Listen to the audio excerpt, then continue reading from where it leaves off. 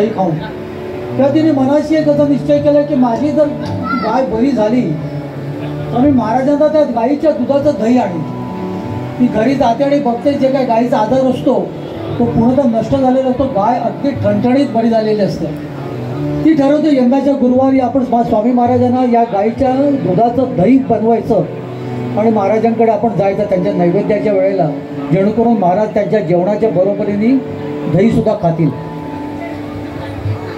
त्या पद्धतीने भक्त मंडळी ती सगळं ठरवते. एका मोठ्या हांड्यामध्ये ती आपलं दही सगळं जमवते आणि महाराजांच्याकडे नैवेद्याच्या वेळेला ती तिने निघणार. सांगवी नावाचं आजूबाजूला एक गाव आहे.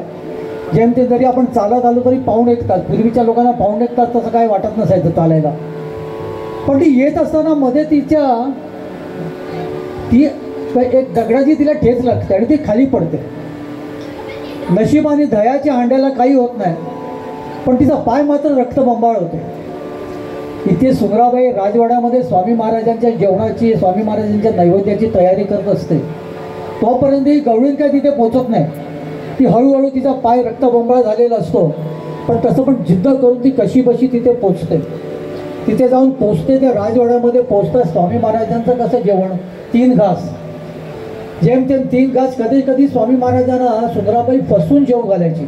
आपल्याकडे एखादी लहान मुलं असतात, त्यांना कसं आपण जेव घालतो, बाबा नाही खात तर खात, आता एक चॉकलेट तरी खा. पुढे चॉकलेट असतं, पाठीयाची वरण भाताची उंडी असते.